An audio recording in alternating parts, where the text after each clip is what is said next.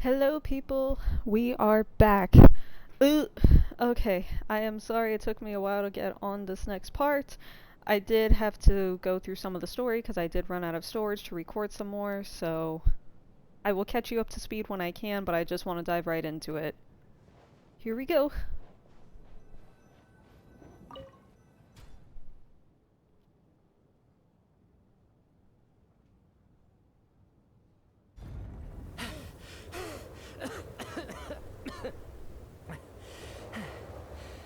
Hey everyone, I'm back. How are you doing? Feeling any better? Much better, thanks. Whew, it is so good to have you guys here. I was a little worried that the theater would be empty by the time I got back. Let me see. Tonya and Vodyanitsa are missing, which means Vodyanitsa died last night. And then you discovered that Tonya was the other dead person. Am I right? Not Tonya. Petashka. First, tell us how you made it back here. Given the conditions outside, no one should be able to return alive. You're right. The thing that got me back safely was a song. I heard someone singing. After walking into the snowstorm, my mind grew hazy. I don't know how long I walked through the storm before my mind completely slipped away. Then, suddenly, I heard the sound of singing. The voice instantly brought me back to my senses, and I regained consciousness. So I followed the voice, searching for the source of the singing. I searched and searched, until finally, just a few moments ago, there was the entrance to the theater, right in front of me. I've actually never performed this song in the theater before, because it has more of a ceremonial purpose for our people. It's not meant for the stage. It means something like, "May those we have lost watch over us, and follow this song back home in the night, so that we might be reunited once more." That must have been Vodyanitsa's Requiem. Who knew it actually worked? That song is meant to guide the souls of the dead. Mitya, that must mean that you... Huh. No kidding. Seemed like I guessed right then. This is what I've been so desperate to tell you about. When I first stepped out of the theater, I was still quite lucid. My memory of it is still pretty intact. I remember the outside world being completely different than what I'd expected. It was like this was a world where only the snowstorm existed. There wasn't a trace of any humans or buildings ever having been there. I don't know how else to describe it, except to say that it just didn't seem like the real world. And as for the Requiem, if I was guided here by Vodyanitsa's song, it can only mean that I must already be dead. And this is my soul, not my body. But I didn't experience a clear moment of death while I was out there. Nor do I feel any different now than before I walked into the snowstorm. You don't seem any different to me either. In fact, this is something I've been wondering about for a while now. If souls aren't physical, shouldn't they lack tangible form? Both Shram and Petashka were clearly deceased, and yet their souls didn't look or feel like ghosts at all. They were visible, tangible, no different than you or me. This raises a truly terrible thought. Is that really what Mitya is suggesting?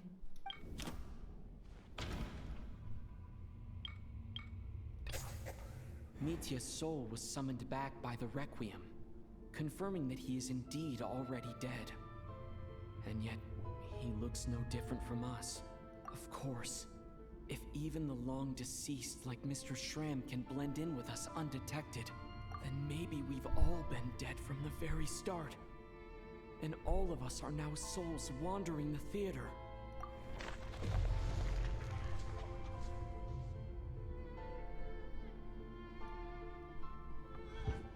Yes. I think that this is probably the afterlife. What did you say?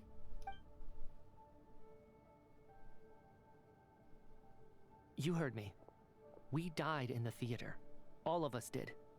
But due to an obstruction in the theater's ley lines, our souls are trapped here, while an endless, infinite snowstorm rages outside.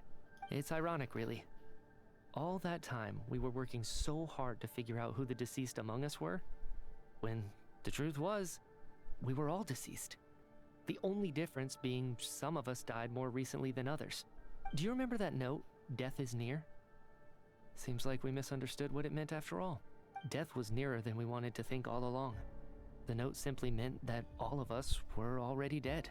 So all our attempts to survive, our search for the deceased, it was all for nothing? Hard to say. At the very least, we hoped 2 lost souls find clarity and go to where they belong. The presence of those 2 is probably what caused our souls to be drawn in by the ley lines. In which case, the deaths we've awoken to over the past few days were just souls returning to the ley lines for good. If what you're saying is true, doesn't that make us the lost souls now? Huh, no wonder. This afternoon, when I was moving Vodyanitsa's body, I noticed that the other bodies in the room hadn't decayed one bit after all these days. That's further proof that those aren't physical bodies at all, but merely our shells here in the afterlife. Am I really dead? This doesn't feel real to me at all. No, that's impossible. This cannot be how it all ends. I still find it hard to believe that all of us are dead. How exactly did we die in the real world? None of us have any memories of dying, right? Not even knowing how we died is preposterous. Good grief! Surely there has to be some reason. Exactly. It's hard to rest in peace when you don't even know how you died. It gave me lots to think about as I strode out into the snowstorm. I racked my brains trying to remember the cause of my death, the exact moment I died, the root of all of this, right up until my consciousness faded. Wait. Hold on. Right before I lost consciousness, I think I saw something. I can't remember. And I think I lost my notebook and pen. Mitya, your hand. Is that blood on your fingers?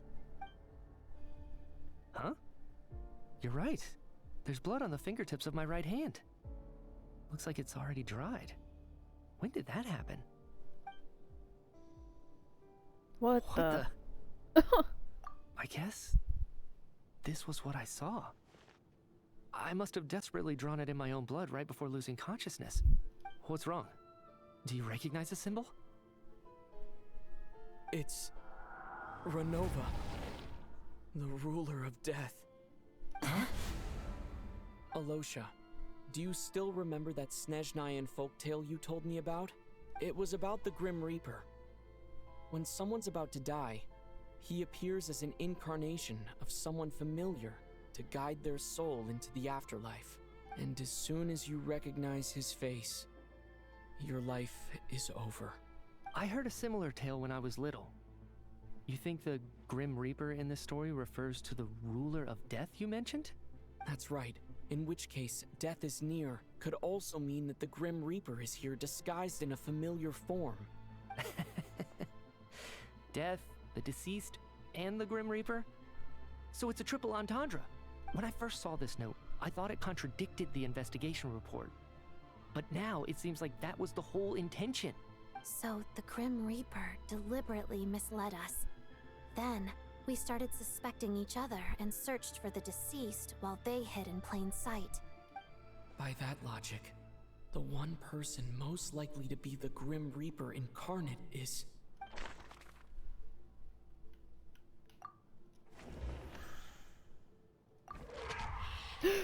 Oh my god, I guessed right! No doubt about it. It's Alosha. Looking back at how everyone has acted over the past few days, Alosha is most likely the Grim Reaper lurking among us.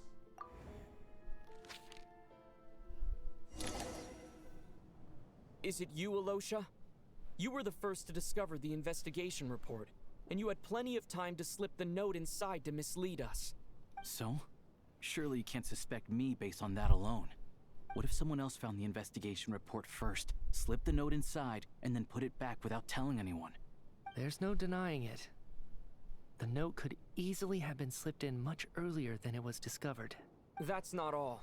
I've also noticed that although on the surface, Valeri, Mitya, and sometimes I were the ones taking charge of the situation, Looking back now, even though you didn't say much, you were always subtly guiding everyone from the sidelines. What do you mean? You were the one who emphasized how dangerous it was outside and insisted we all stay here. It was also you who suggested that we all sleep in the same place. And earlier today, you tried to convince Patashka to stay. I don't understand why, but it was out of character. So, you didn't understand my intentions, and now you're assuming the worst. Seems pretty unreasonable if you ask me. He still won't admit it. Fine. Let's see how he responds to the most damning evidence of all.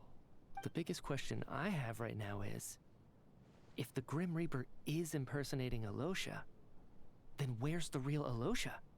When did they switch?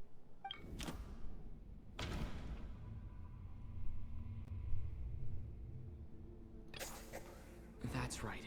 This was the moment. Right at the start. Before any victims had even emerged, Alosha was switched with the Ruler of Death while everyone's guard was still down. Dang. Oh my goodness. When all this began, right after the performance ended and the snowstorm began to pick up, no one suspected anything unusual. We just assumed we were snowed in. It wasn't until we discovered the bodies the morning after that we realized something out of the ordinary was going on. But it's clear now that the oddities actually started earlier than that, when Dimov walked into the snowstorm and never came back.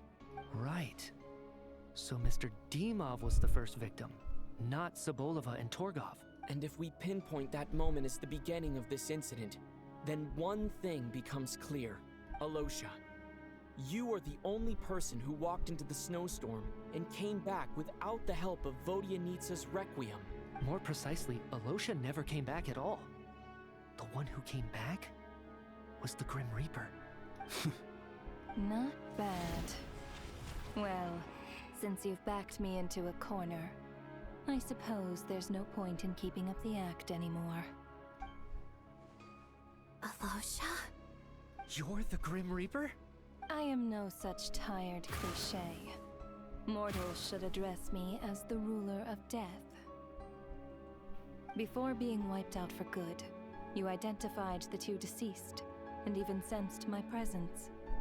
A commendable achievement. Far beyond what I expected. I heard you can ferry souls. Those deaths each night. Were they your doing? Your initial conclusion was correct. Due to the existence of the two deceased, the ley lines yearned to reclaim those long-lost souls. Every night they devoured an equal number of souls to fill the void. This required no intervention from me. Though of course, ferrying souls is indeed my authority. Here, take a look.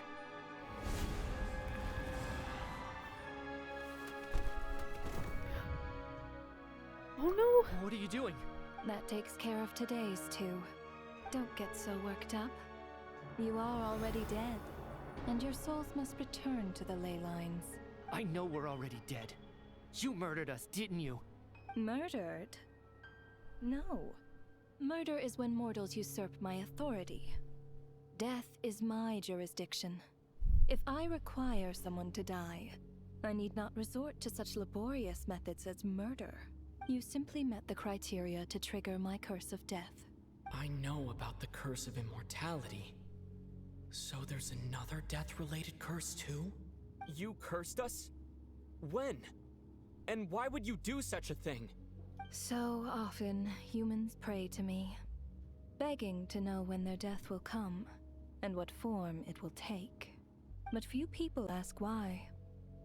If you must have an answer, know that death comes simply because one's time has come.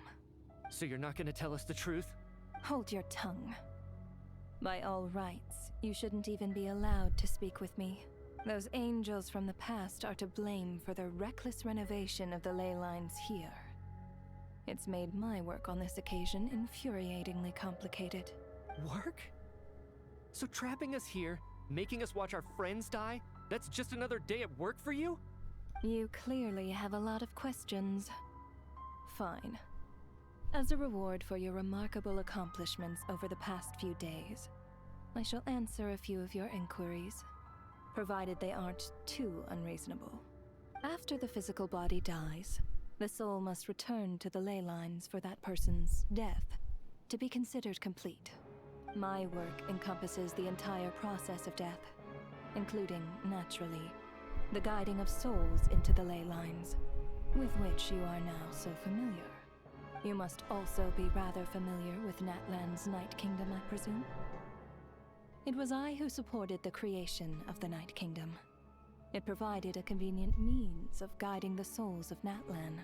Here, too, the ley lines connected to the theater underwent some modifications. The angels hoped to make them capable of accommodating the souls of some special creations. But this actually hindered their ability to accept ordinary souls to some degree. This effect manifested itself after you died from the curse in the theater, leaving you stranded in the afterlife, unable to achieve a complete death. But if souls who die from the curse of death fail to return to the ley lines within a short window of time, they will miss their chance for good. Then, they will remain forever suspended between life and death, no longer subject to the authorities of either. So if you don't resolve this matter soon, and see all our souls return to the ley lines before long, we'll escape your control. Mitya is sharp. This must be what Renova was worried might happen, and the reason she got involved to begin with.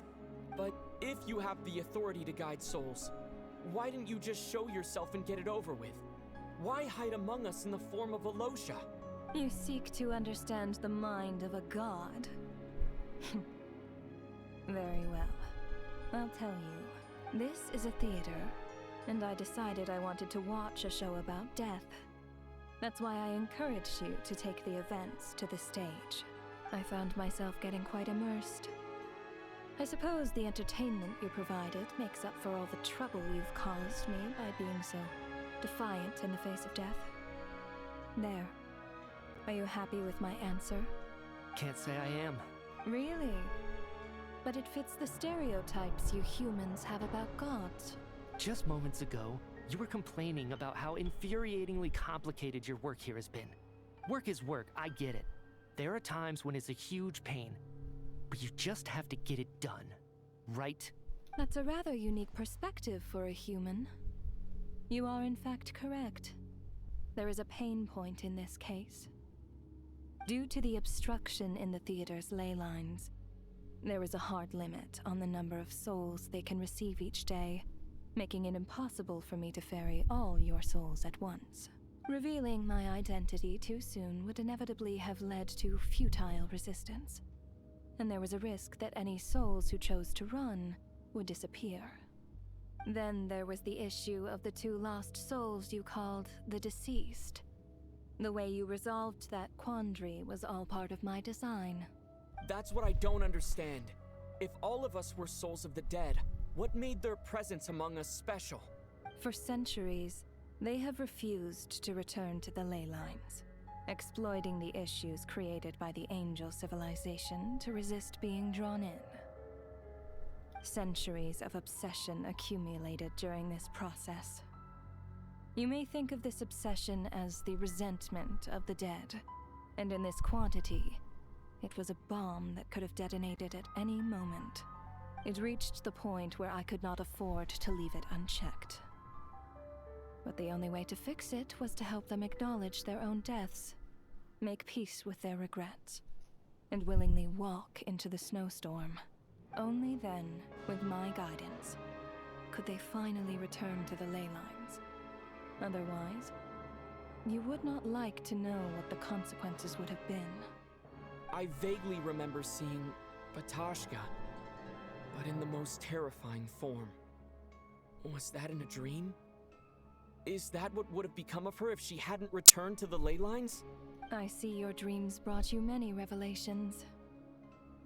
So you see, death in fact grants wisdom to mortals. Souls connect to all things in the world and see the chain of cause and effect between them. It's nothing unusual. Anyway, Giving psychological counseling to lost souls is not my strong suit. That is more of an angel's role.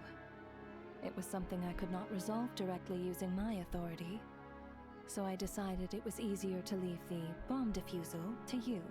Meanwhile, of course, their presence caused the souls of other members of your party to return to the ley lines each night. From where I stand, that was killing two birds with one stone. As both issues slowly resolved one another without me having to lift a finger, all I had to do was stay close by and keep the situation under control. Then use my authority to wrap things up at the end. And, of course, while I was at it, I thoroughly enjoyed watching this drama, dealing with death from a mortal perspective, play out on the stage. Sounds like you had it all figured out, Grim Reaper. I just did the math. You said there's a hard limit to the number of souls the ley lines here can receive each day. It's 2, isn't it? That much is obvious, even to a fool. It's time to review this whole affair. If the ley lines can only take in 2 people per day, I need to go over the deaths from these past few days again.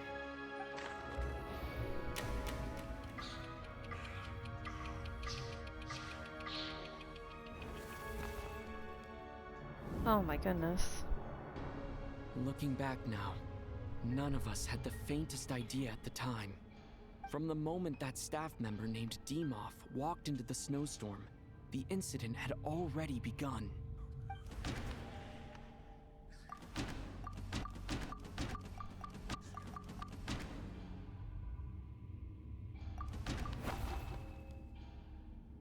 No. Let me go over this again.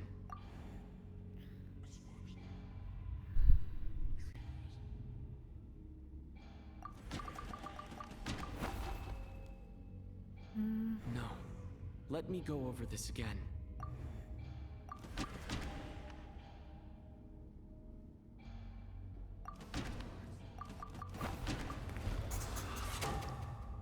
Alosha was the second to walk into the snowstorm after Demoff to investigate. During this process, the ruler of death assumed his identity, making him one of the victims. Okay. During our first night in the theater, everyone was caught up in the novelty of it all. No one could have expected there would be victims the very next morning. Despite all the confusion, and with the help of hindsight, we finally began to realize that something was amiss with the snowstorm.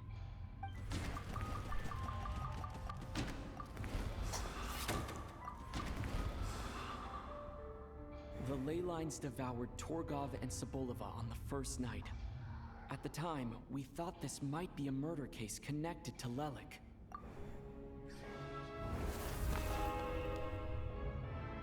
Odette and I spoke a lot that night. 3 people were on watch, but in the morning, we discovered that someone had fallen victim all the same.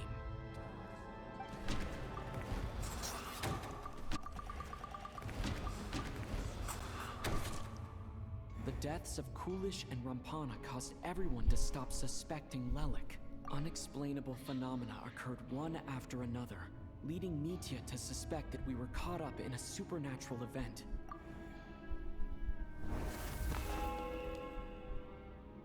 Later, we discovered that there seemed to be an extra person among us, and subsequently discovered the existence of the deceased.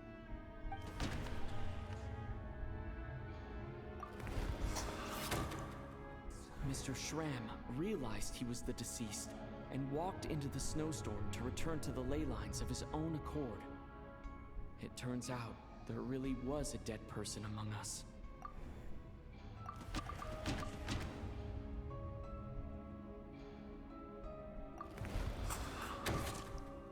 He thought it was all over, but Mr. Valeri's death was a rude awakening for everyone. The ley lines consumed him during the night regardless. A lot happened today. Mr. Valeri's death led us to discover the connection between the number of deceased and the number of victims during the night.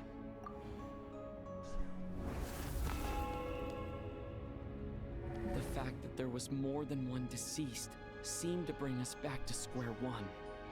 Odette revealed some information she had been keeping to herself.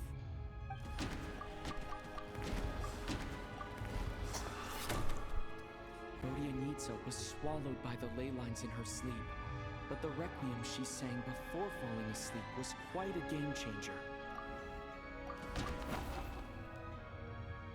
Although Mitya did indeed walk into the snowstorm that day, he returned from the ley lines with the help of Vodyanitsa's requiem. The void in the ley lines hasn't been filled, so let's rule out Mitya for now.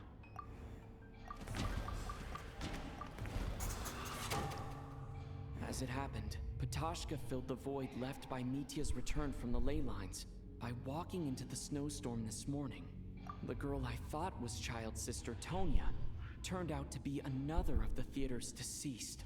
Come to think of it, Ptashka was about to walk into the snowstorm at that time, and Renova, unaware that Mitya would return, was concerned that her soul would overflow from the ley lines.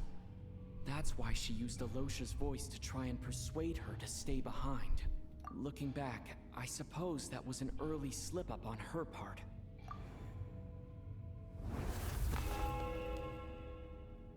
No one could have expected anyone who walked into the snowstorm to return. But just after nightfall, Mitya returned, bringing crucial information with him. Various truths began to surface, including that all of us were already dead, and that the ruler of death was here among us. Then, after revealing her true form, Renova callously claimed 2 souls.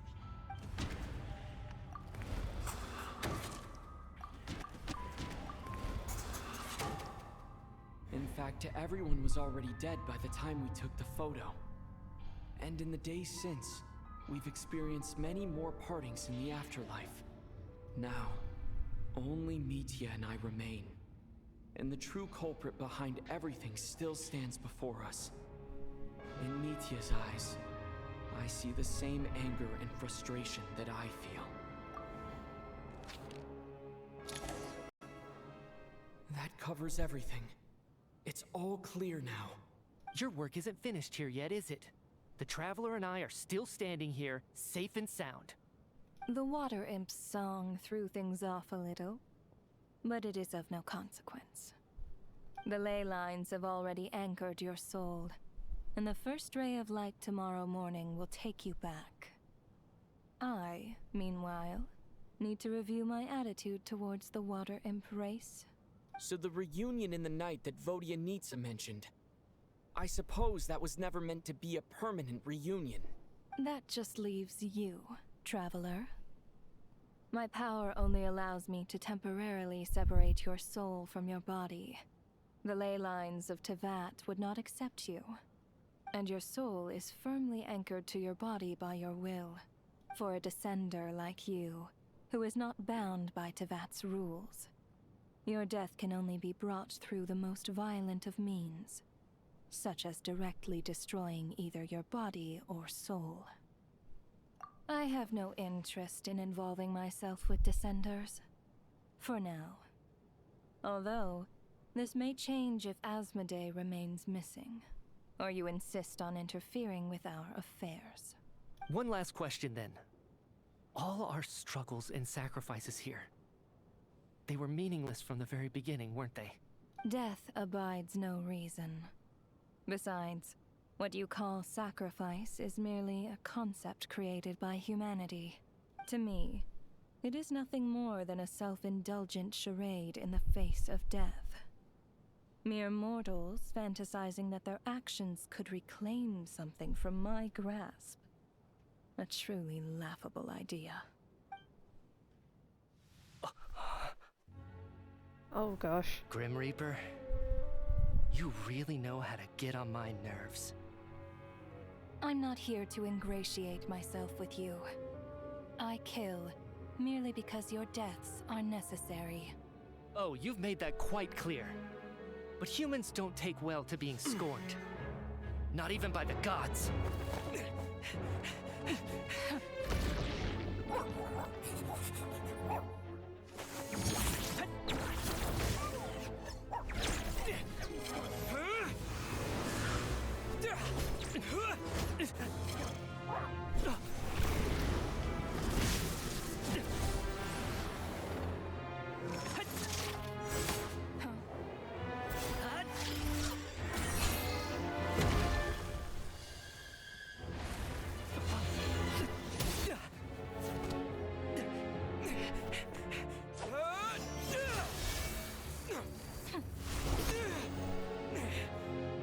This is futile.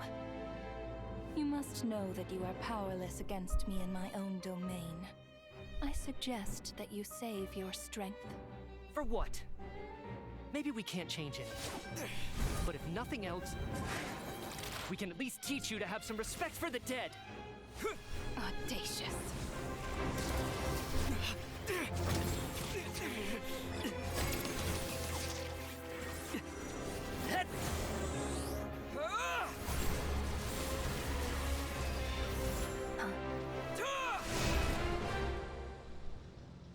Oh, snap.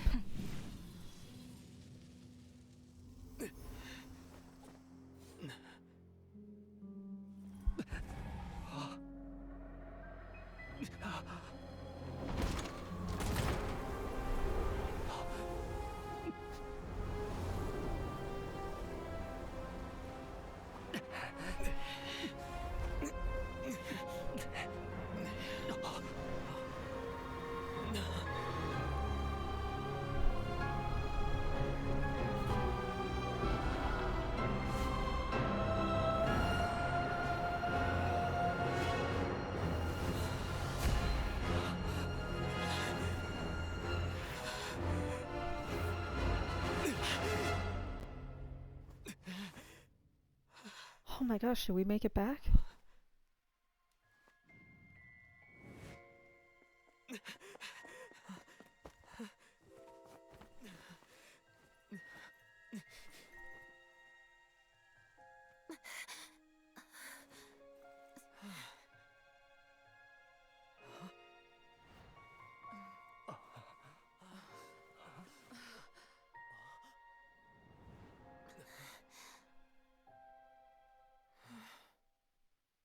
Jeez, that was intense.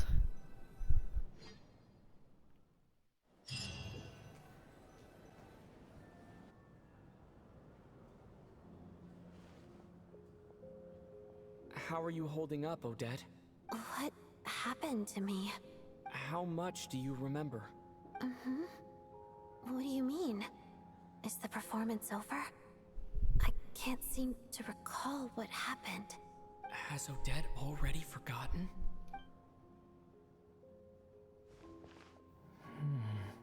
Mitya? Oh, I'm sorry. I guess I spaced out there for a second. Remind me who you are? Don't you remember anything?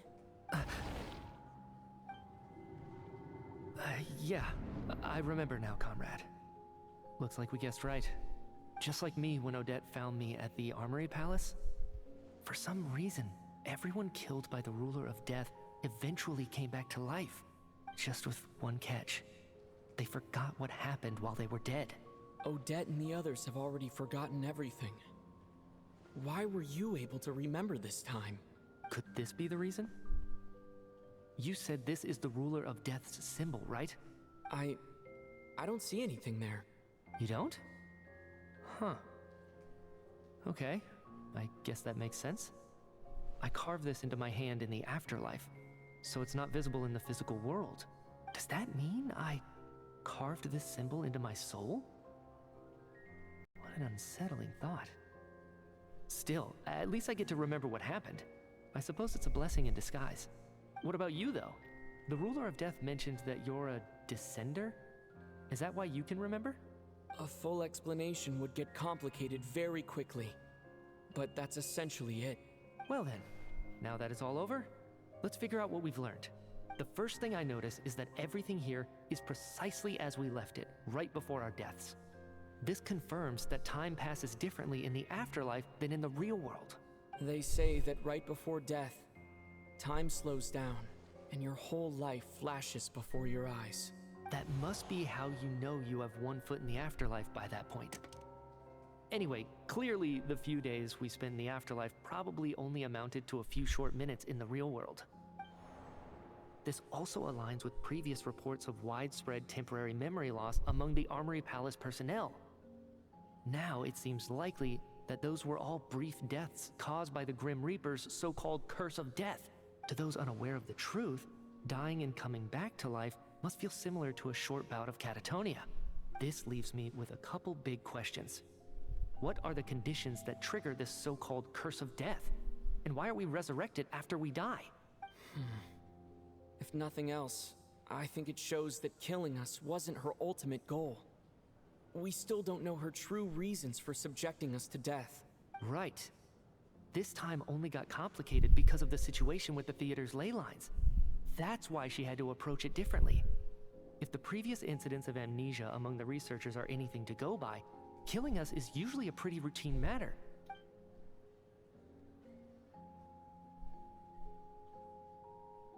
Come to think of it, wasn't I about to note something down before I died?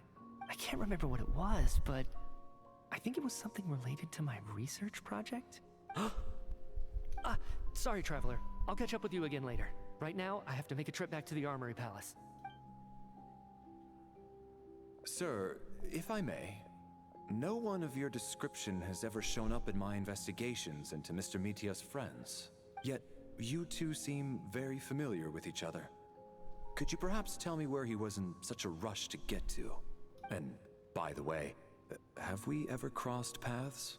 Forgive the presumptuousness, but I feel a vague and indescribable sense of familiarity about you. I can explain everything. Could you help me gather everyone in the theater in one place?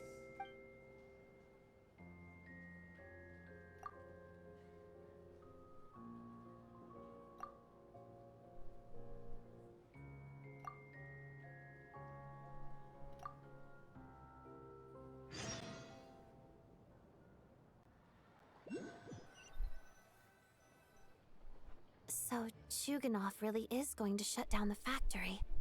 I guess this theater incident actually did us some good after all. So, you said I promised to take you to the Armory Palace while we were in the afterlife, yes? I believe you. I think I even have a vague memory of it. Agreed. Let's check in on her first. The whole reason for our trip to the Armory Palace anyway is to figure out what's going on with her health.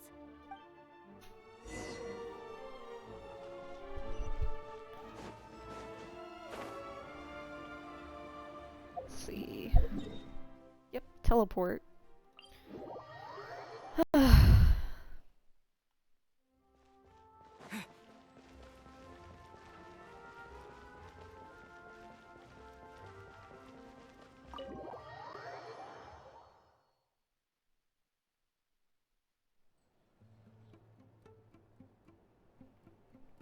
I'm finally back, even though a long time has passed from my perspective. As far as PAIMON'S concerned, I probably just went out to watch a very short show. I should keep my emotions in check when I see Paimon again, or it'll seem weird. Wait. The atmosphere here feels off. Shh. Stay quiet. Let's go inside and take a look. Uh-oh. I don't like that. Have we still not been able to notify Child yet? We need new orders. What if that person comes back again? I'm so sorry. Under the circumstances, there was really nothing we could do. Tell me, what happened to Paimon? It was the Jester. He came here in person and escorted Miss Paimon away. He's the director of the Fatui. His authority supersedes all others and cannot be questioned. There was nothing we could do. What? How long ago did he leave? And what was Paimon's status? It was about an hour ago. Miss Paimon was fast asleep at the time. The Jester simply walked off with her as if it was only natural. I assure you, he absolutely did not use any force. Do you know where they went? The Armory Palace, most likely. Lord Piero, the Jester, has been overseeing the experiments there lately, keeping a close eye on their progress. Everyone in the Fatui has heard about it by now. I'm surprised he came in person. Whatever his reason for taking Paimon, he'll most likely return to the Armory Palace first, which is exactly where we were headed anyway. Then lead the way, Odette. Okay, let's go. Don't worry, Paimon, we're coming.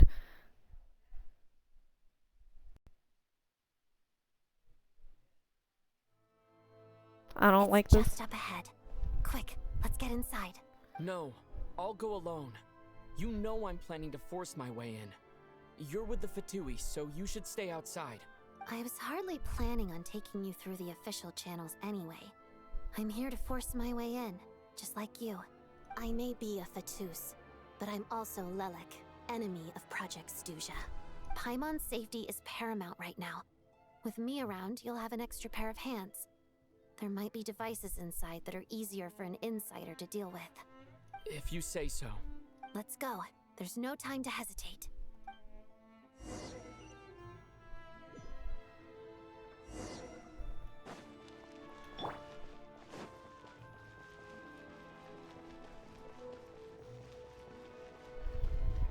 Out of my way, people. Hey, who are you? This part of the Armory Palace is under restricted access. What do you think you're doing? No questions, please. We're short on time. Heaven's will made mine.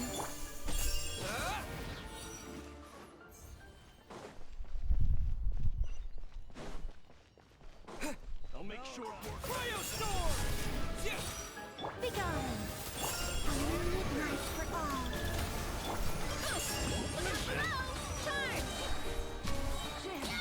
Fighting Frog!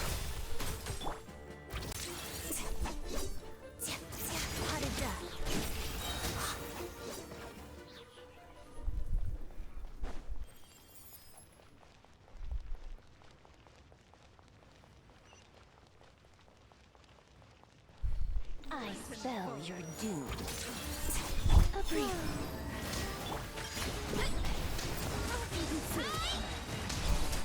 Where are you?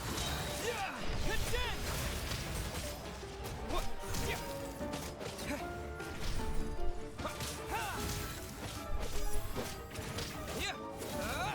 Wayne, Where are you? our little secret. Such defiance.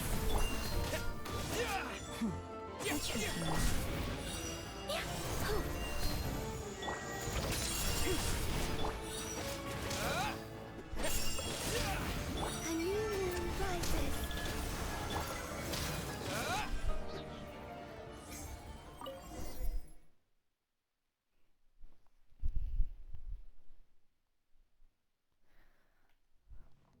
No one just takes Paimon. Absolutely not. You have a pass? Do I have a pass? Do you have a pass, sir? For taking away my companion? What happens next? Be gone. Heaven's will made mine.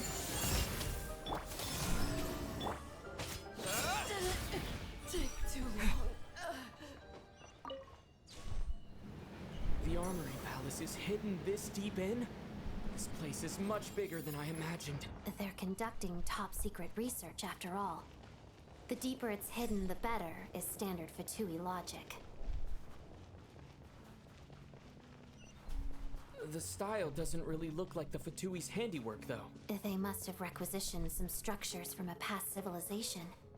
It also serves as a bit... Intruders! Stay alert!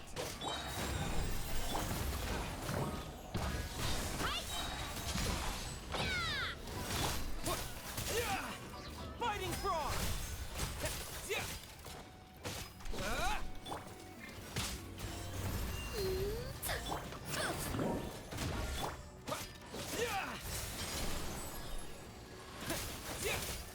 Surge.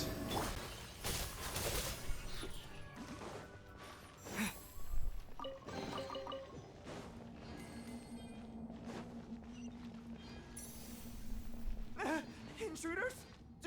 Don't come any closer! Just what are you guys trying to do here? Oh my goodness. Look out below! Mission! I'm gonna fix your skull! I'll freeze you to death! Witness the snow swan's grace. No one interferes with the Jester's work.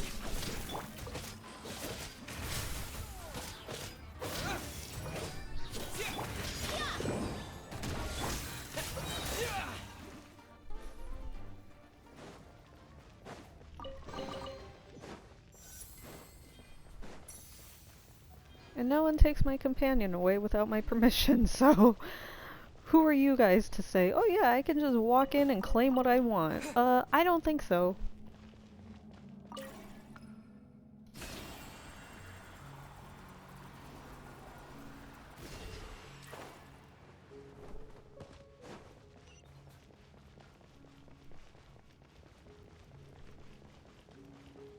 Looks like no one's guarding this place. There's something off about that decoration over there.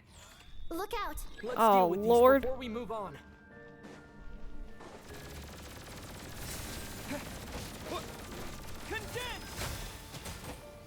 Shadow me.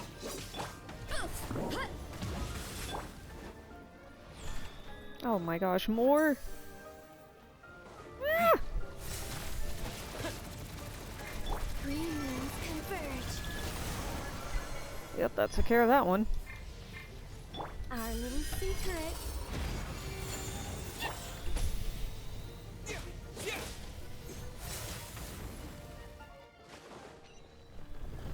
There we go. Jeez, how big is this place?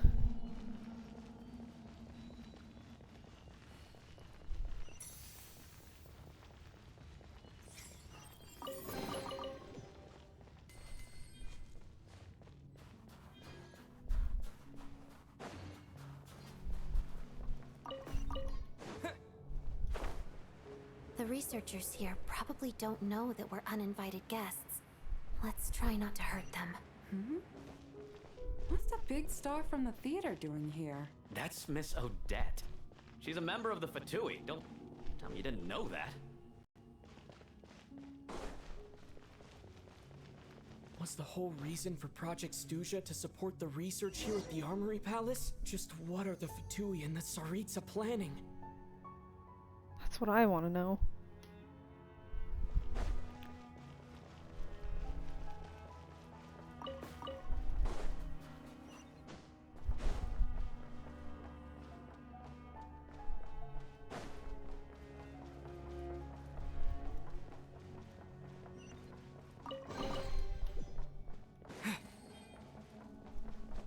Whoa! Who are you? Never seen you around here before. No one, Looks just like passing there's no way by. through here. Maybe using the power of this prism could help?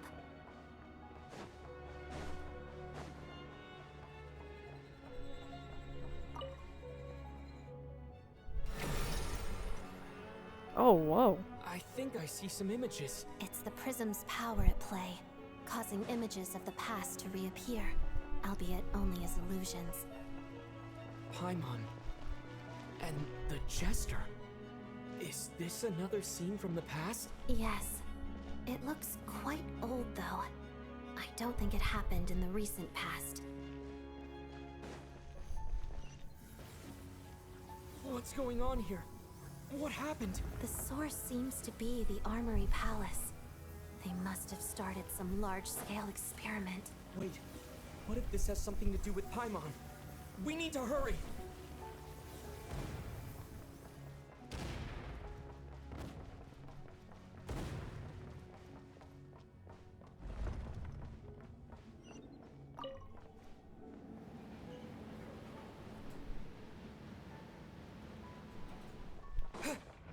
We're almost there. The Armory Palace is just up ahead. Ugh. Please be okay. We're enemies, of course. Heads up! Here are we coming! Waves of the snowflakes. Pirouette.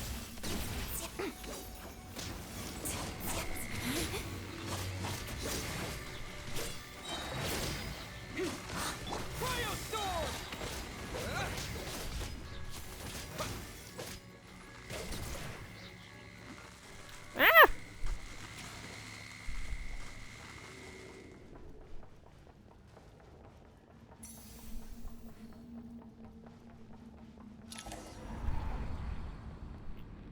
What's going on? Wait, I remember this feeling. It's It's the curse of death. No, not now. Why is the curse of death striking again already? Odette. Oh no, no, no, no, no. No!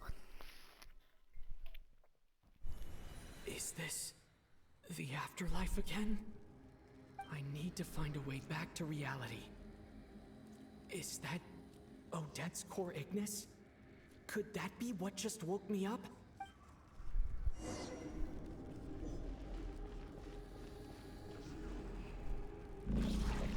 Hey.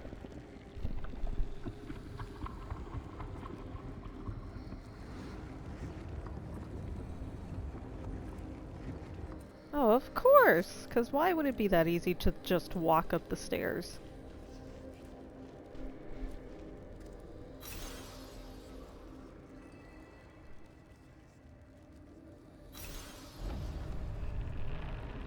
Oh, never mind. Well, that brought it back.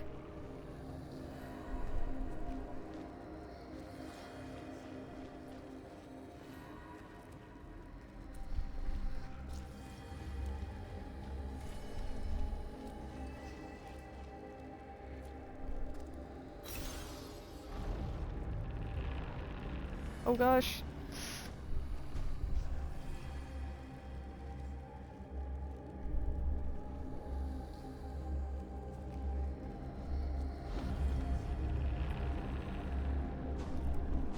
Ah!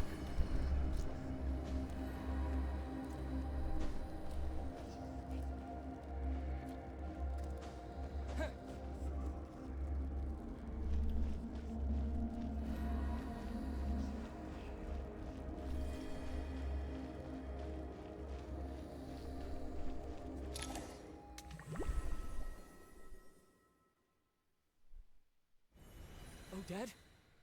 Odette! No signs of life. But past experience says that she should be resurrected before too long. Right? Did Odette intentionally use her core Ignis to guide my soul? I feel like something similar happened in a dream I had before. Thank you, Odette. If not for you, my soul wouldn't have found its way back to my body so quickly. And I might not have woken up so soon. But I'm sorry. I don't have time to protect you. I have to use the time you bought me to get Paimon back.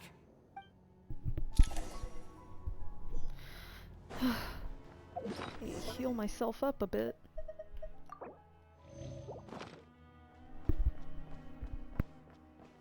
Sure enough, everyone here has been affected by the curse of Paimon!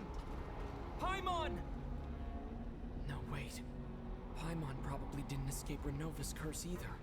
She won't be able to respond to me right now. I'll have to find her myself.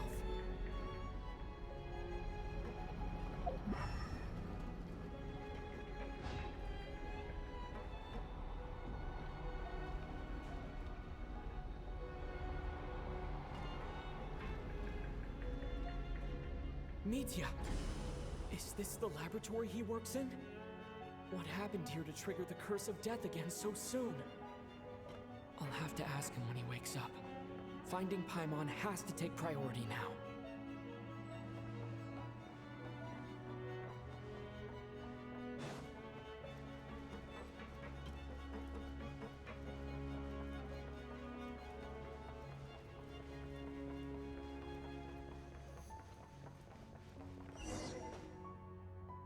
Found her! Paimon! Paimon really is here.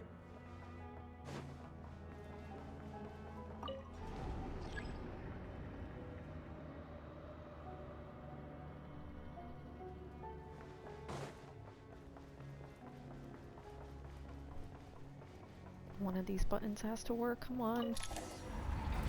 Oh, yes! Oh no! Of course!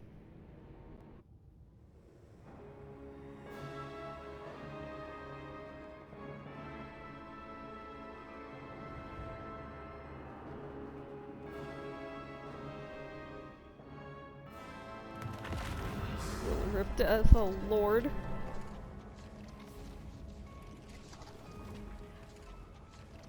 You don't learn, do you? You've already been involved in one mass death. and now you show up at the scene of another. This might have passed for a coincidence the first time, but a second time? Am I to assume you are intentionally interfering in Snezhnaya's affairs? Judging by your expression, it seems that you understand little of what is going on here. In that case, a word to the wise. Do not interfere in Snezhnaya's affairs. A civilization that fails to learn its lesson constantly depletes its own worth. It will one day lose any reason for its existence. And as a descender, you are perfectly suited to be the lifeline to which a dying civilization might desperately cling. Consider your position carefully. No advice needed. I'll make my own judgments. Heck yeah, Aether, you go. Ether, sorry. Suit yourself. When the day of reckoning arrives, not even a descender can hope to escape unscathed. The time for resurrection fast approaches. The mortals here are not yet worthy to behold my form. So that will be all for today. Ha! Think again. Bring it on.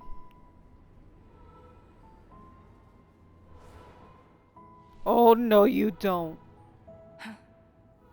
That thing is coming. No! No!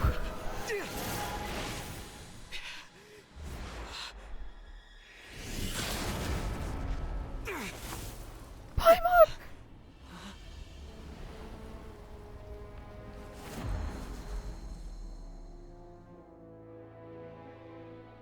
You awoke sooner than I thought. The curse of immortality is stubborn, unable to enter the ley lines, yet not content to remain a spirit. Ruler of death, what do you want? You perplex me. Both you and you. That thing may be a creation of Celestia, but it possesses none of Celestia's power, let alone authority. Your obsession with it baffles me. No matter, the resurrection will soon begin. It's worthless anyway. I'll reclaim it next time. Oh, snap. Hey, who says there will be a next time? Ha!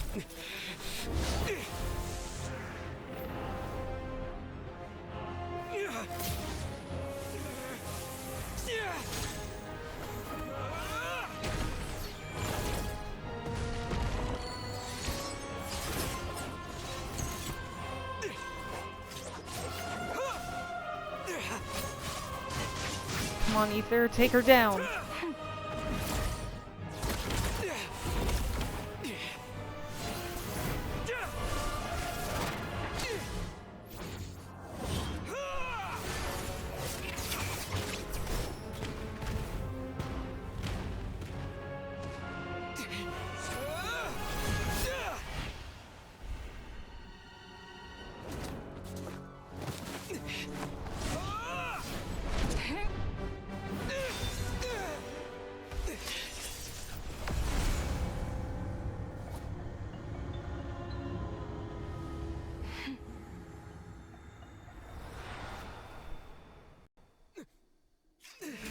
Oh.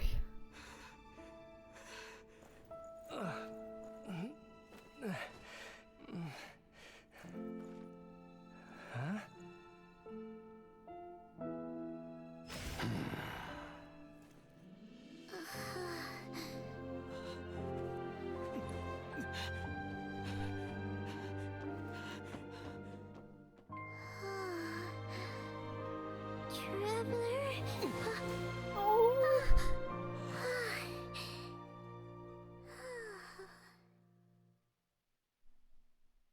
That was way too close. I missed you, Paimon. What are you talking about? We haven't even been apart for that long, have we? Oh, we have. It was different this time. You seem to be in pretty good shape. Yeah, Paimon's back in tip-top condition. It's the weirdest thing. Paimon fell asleep earlier earlier, and when she woke up, she found herself here. The Jester and that guy talking to him used some kind of energy on Paimon, and she could kind of feel it canceling out that other thing that was making her feel unwell. So, Mitya helped too? Apologies for leaving in such a hurry at the theater earlier.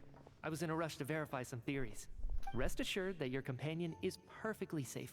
We reversed the effects that the experimental energy had on her. The Jester specifically instructed me to do so.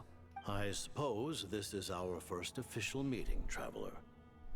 I could not let Paimon suffer in her condition for a moment longer, and so I simply took her without explanation. I hope you do not mind. Yeah, you gave us all a scare. But why would a big shot like you care about what happens to Paimon? As I said when you first arrived in Snezhnaya, we once spent some time together in the distant past. Oh yeah, you did mention that. And Paimon did think you seemed strangely familiar the first time we met. I'm afraid the reminiscing will have to wait. Mitya, let us continue with the report. What conclusions, if any, did you reach from conducting the final experiment of our energy research ahead of schedule? The good news is, my hypothesis regarding the Ruler of Death has been verified. As for the bad news, I recommend we suspend the experiments and Project Mistleton until further notice. Currently, we have no means with which to make a breakthrough. I say this purely as a scientist, guided by reason alone. I will trust your judgment. We shall put the project on hold until the Ruler of Death has been eliminated. Wait, what are you guys talking about? You want to get rid of Renova? Like, how? By killing her? By whatever means necessary, so long as it removes the threat she poses to us. Until then, everything we do will be in vain. After what just happened, I've ascertained Renova's goal. Or rather, the trigger condition for the Curse of Death. Okay, let's hear it. What she's doing is blocking Snezhnaya's technological progress, preventing us from possessing any means with which to threaten the heavenly principles. Just like the little lapdog she is. So, any ideas, research, or experiments that lead to technological progress can trigger the curse. Just now, for instance, I was set to launch a final phase energy experiment ahead of schedule. If the experiment was successful, we could have achieved a crucial breakthrough. As expected, though, the moment the experiment began, all the researchers, technicians, and witnesses died from the curse. All that effort, not to mention the energy and materials we relied on Project Stuzha to gather for us, went to waste. In the end, nothing was gained. Does that mean something similar happened when we were at the theater? That's right. During the performance, I thought of an important breakthrough regarding the experiment, and wound up dragging everyone into this. So the nature of the curse seems to be something like, when moments of technological progress occur, all life in the vicinity is taken away. What a violent method. Of course, that meant the curse was normally limited to the Armory Palace. Since outsiders are forbidden from entering, this mass death phenomenon went unnoticed, until Odette came along. I believe she was the first witness. The Curse of Death was triggered just before she infiltrated the Armory Palace that day. But you mentioned something about a final stage experiment. Doesn't that mean you've actually made some progress? That's right. Even with the gods locking certain key components out of reach, humanity can still advance technology in incremental steps accumulated over time. But, as I'm sure Renova anticipated, even incremental progress has its limits. A point where the truth you're seeking must be put to the test in an experiment. You mean the experiment you were just about to do? Yes, we were at a critical juncture, a moment where the quantitative was about to translate into fundamental qualitative change. With this single experiment, we could have brought everything we've worked for to fruition. But now, after already being forced to fumble around in the dark all this time, it feels like we've truly hit an impenetrable wall. As long as Renova's Curse of Death persists, we won't be able to advance the experiment or obtain any results. And with Project Stuzha having been in effect all this time, at our nation's current strength, repeated trial and error is simply unsustainable. Only by eliminating Renova first will it be possible to continue advancing our plans. But she's the Ruler of Death! She can just kill whoever she wants, right?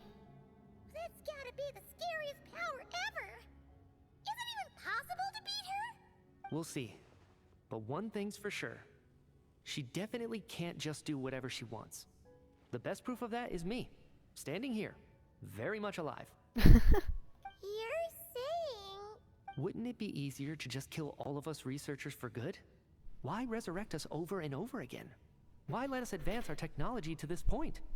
So, you're saying even the ruler of death has limitations we don't know about? Exactly. And I think that's where the key to our breakthrough lies. Regardless, the ruler of death has always been an obstacle we must overcome. Indeed, we must face life, death, time, and space. After all, our goal is the heavenly principles. The Fatui want to challenge the heavenly principles? For a long time, I've had a vague suspicion the Fatui and the Tsaritsa were targeting the heavenly principles. But hearing the Jester admit it is still a shock. No wonder the Tsaritsa's goal has always been kept a secret from the people. What kind of road will that lead Snezhnaya down? In that case... Lord Jester, I would like to request some leave. I'd like some time to organize my thoughts and go over the data. Granted. Get some rest, put the experiment out of your mind, and take care that the curse of death doesn't affect any civilians.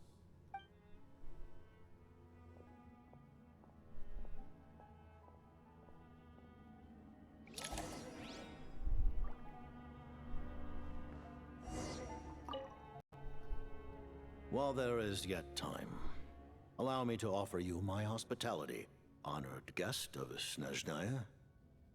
Is there anything you wish to know? I remember hearing the term Mistleton from Columbina. Yeah!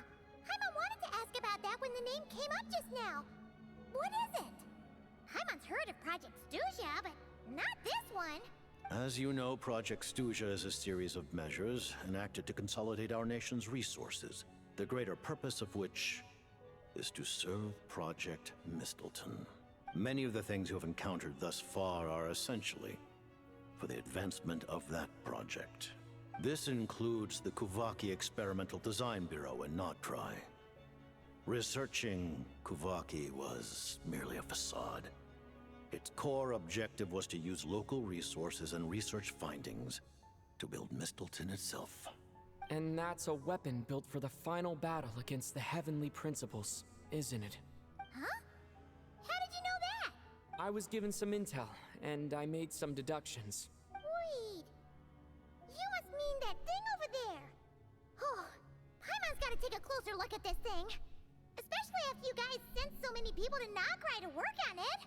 Kuvaki alone will not break through Celestia's defenses, let alone challenge the heavenly principles.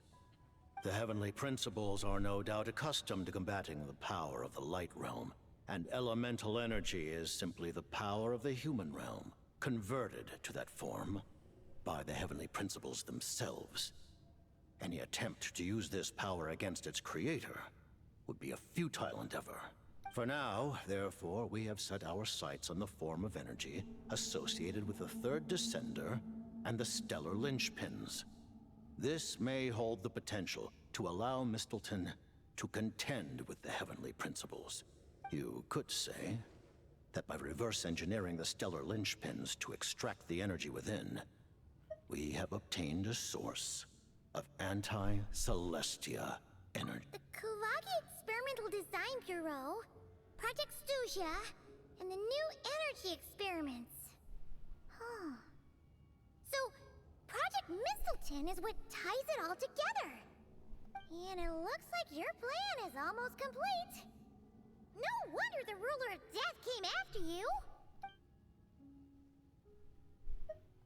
Her Majesty the Tsaritsa has embarked upon an expedition to vanquish a monster. Were it not for this, I imagine she would have been delighted to grant you an audience. Seems like the powers that be in Snezhnaya don't intend to hold my past conflicts with the Fatui against me. The Harbingers have been granted significant autonomy in retrieving the Gnosis. But by the same token, they do not completely represent Snezhnaya's official stance. You read my mind. Speaking of the Gnosis, Paimon's been dying to ask this question since forever. Why exactly does the Tsaritsa want to collect them? Is it something to do with the fight against the Heavenly Principles? The Gnosis will undoubtedly serve as a key bargaining chip when she confronts the Heavenly Principles. Beyond that, you had best ask the Tsaritsa herself. I am not sure if this information is mine to disclose. What do you mean, not sure? Don't you make the rules? Taking on the Heavenly Principles is something most people wouldn't even entertain in their wildest fantasies. Why is the Tsaritsa so fixated on this? In Teyvat today, civilization is nothing but an illusion. Something whose very existence can be negated at any moment. Our civilization may very well be destroyed in the struggle, but as things stand, the Heavenly Principles could choose to negate our existence on a passing whim. And we must not sit back and accept that fate. Only by changing the state of affairs, only by overthrowing the Heavenly Principles, can our civilization truly be said to have taken root. Otherwise, the fate of the people of Conria and Hyperborea is a cycle doomed to repeat itself. Accepting potential destruction? Furthermore, perhaps this is still somewhat difficult. Huh? All of them? Paimon knows about— Then the birth of the Hilichurls, the rules of Natlan's Ode of Resurrection, those are curses too? Farina's long life seems to stem from a curse placed on her by Focalor as well. Yes. Even... What? The Tsaritsa has always had ample reason. If she can seize their authority, she will reconstruct the entire world and look forward to it. It will be a world beyond your imagination. Though the ordinary people of Snezhnaya may not understand these details, in this frigid land locked in a ceaseless struggle against the environment, in this nation to which the gods have never shown favor, we all believe that standing in solidarity with the Tsaritsa in our shared struggle will surely usher in a new and better world.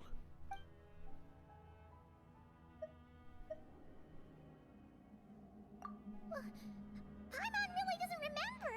He's basically Allow me to explain. The reason is because she comes from Celestia herself. More specifically, she is one of its creations. Paimon? A creation of Celestia? Oh, right. I was blinded by anger earlier, but thinking back on it, Renova also said that Paimon is a creation of Celestia. But she lacks Celestia's power or authority. As you know, the lunar fragments in Nodcry were pulled down from the sky using Fatui technology. But the first application of this technology was in Conria, over 500 years ago. I used this technology upon the heavens, and the response I received was none other than Paimon, descending from Celestia. I presented her to the Vinster King, but he took no interest in this gift, nor did it satisfy him. Paimon then took up temporary residence in my palace until, of course, the arrival of the Cataclysm. Wait, Paimon's a little confused. You're talking about things that happened in Conria 500 years ago. You're saying Paimon was there for that? But Paimon doesn't remember any of that. Falling from the sky? Being given away as a gift? None of it! Having lived through the Cataclysm, perhaps you too were burdened with some manner of curse. Although, losing your memories would indeed be the smallest price I've ever seen paid. But it's not just her memory from Conria. Paimon doesn't even know how she spent the last 500 years. She only has memories from the— What was Paimon like back in Conria? Did she know a whole lot because she came from Celestia? Was she super smart? Unfortunately, When you arrived in Conria, your consciousness was like that of a newborn infant. None could say what kind of being you once were in Celestia. During the time you lived in Conria, your personality was no different from how it is now. Aw, man! Paimon's plan to get her memories back and become super smart is ruined before it could even start. You know, even though Paimon lost her memories, she still feels weirdly close. On the contrary. But now, as I see it, it is as if you are the only sane thing that survived that era of insanity. Noted. But, Traveler? Even though you know Paimon's some creation of Celestia now, you still want her, right? Oh, Paimon. Oh, phew. That's a relief.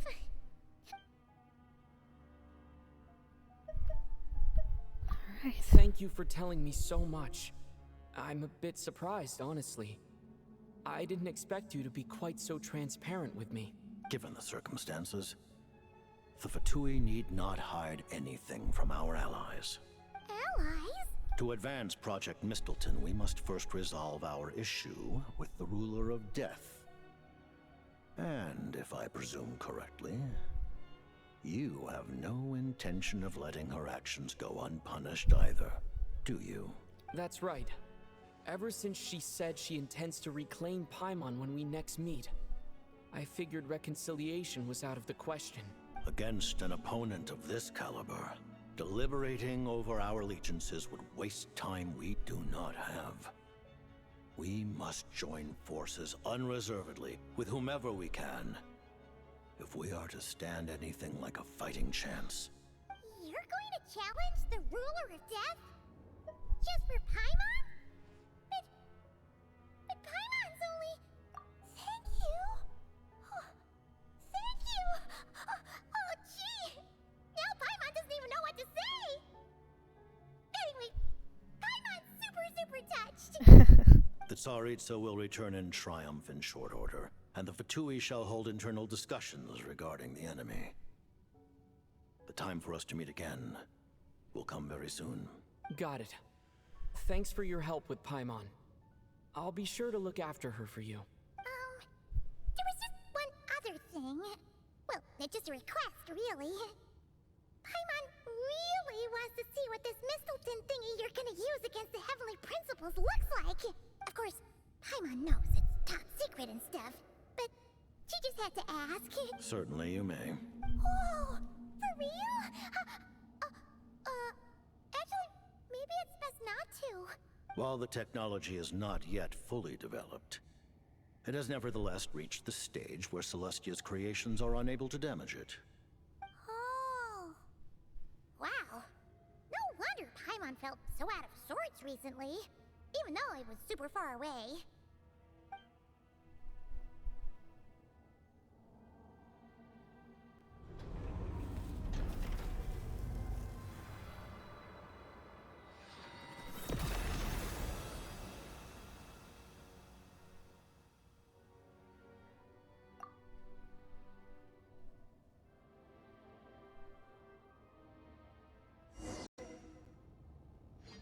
Wow, we just got unloaded with so much information, guys. This was crazy. This was a crazy quest. Huh? Oh, hey there, Odette! Paimon? You're okay. Thank goodness. You look well. Have you recovered? Long story short, yep, Paimon's all better. That's right. When I woke up, I wanted to go in after you, but the guards had woken up as well. It would have been tough to take them on alone, and there was no easy way to sneak past them. So I returned the way I came and waited for you here. It was thanks to you that my soul found its way back to my body so quickly. Thank you. Huh. That actually worked? Nice. I just figured I'd try my luck when that ominous feeling struck me. Really, you should be thanking this thing instead. Anyway, and now that things here are all taken care of, I have other things I should get back to.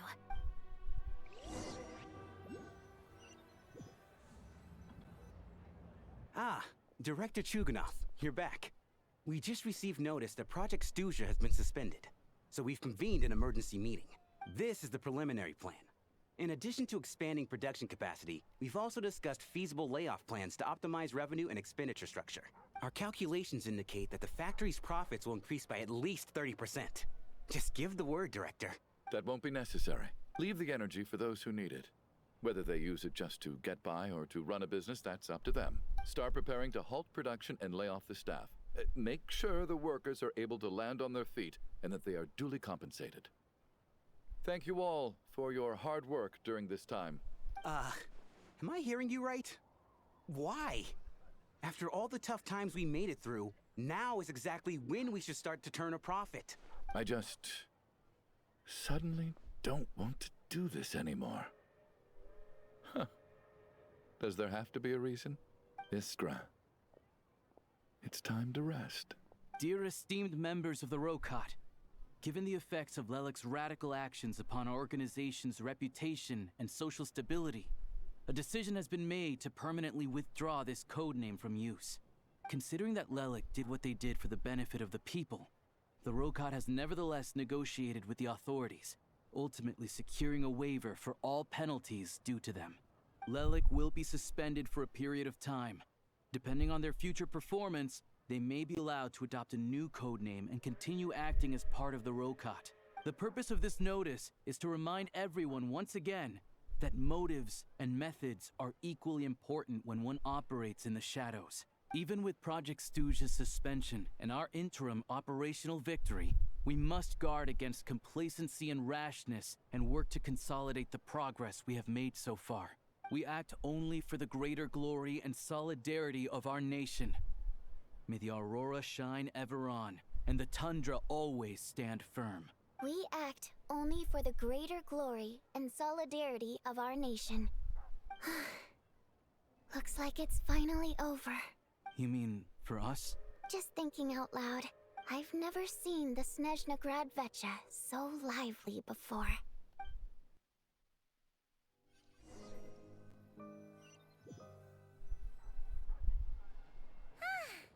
Fresh air at last! Paimon's head isn't spinning anymore, and the fever's all gone. Paimon's finally free to fly again! Oh, it's nice to finally know where Paimon came from, too. It did make Paimon a little nervous at first, but it's such a relief now. Like, who cares if Paimon's a creation of Celestia?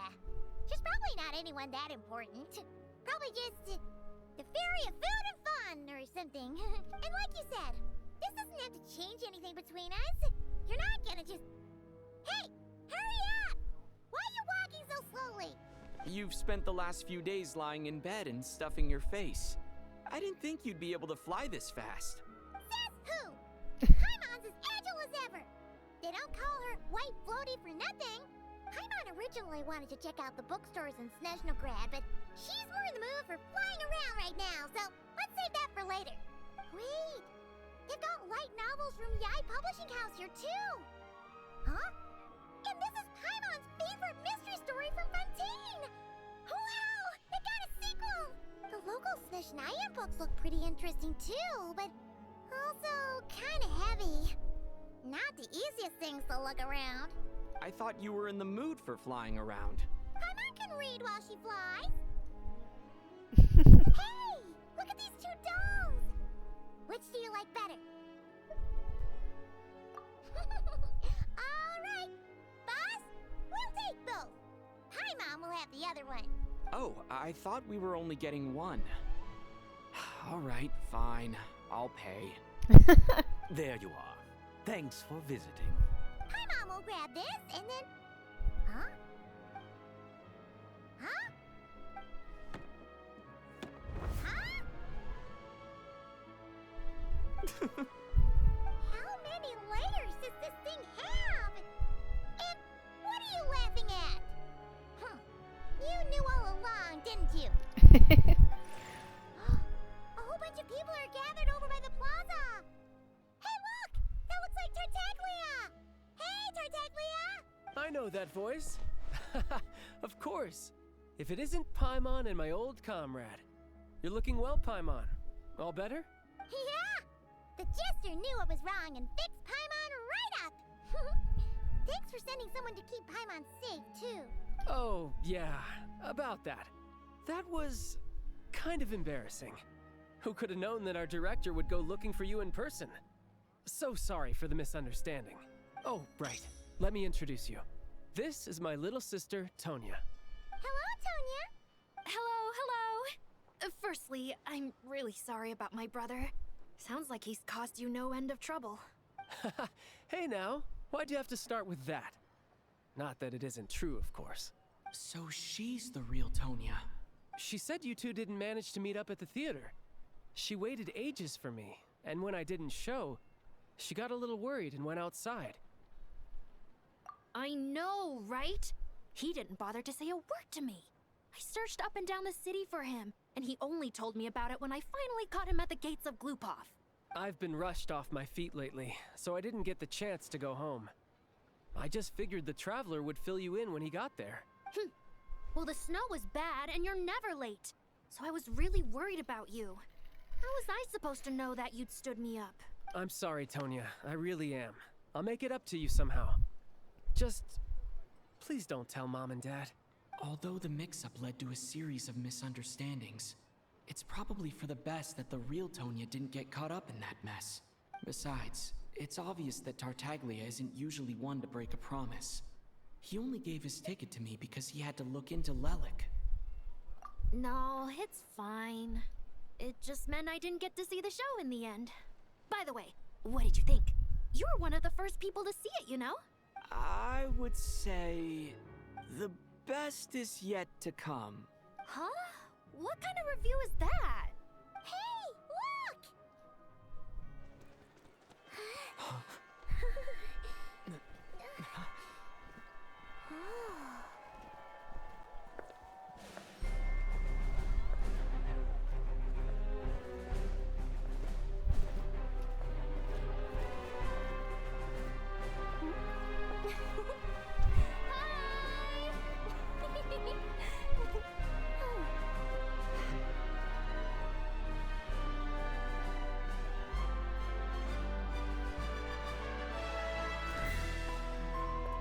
Looks like the Saritsa is back.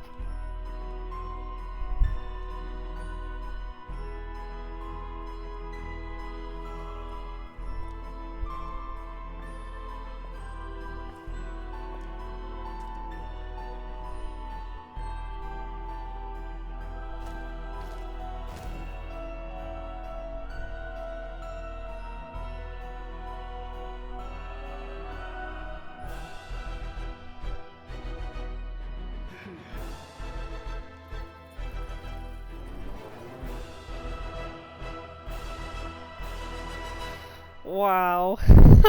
I just got goosebumps all over my body. Wow. The best is yet to come, my Padawan learners. Dang, we just got a huge lore drop. I'm gonna have to dive into some theory videos now. But I hope you all enjoyed this adventure once again. Thank you all so much for joining me on it. If you want to see more, definitely comment down in the comment section below. I have no idea when the next Archon Quest is going to be out, but I hope it'll be very soon.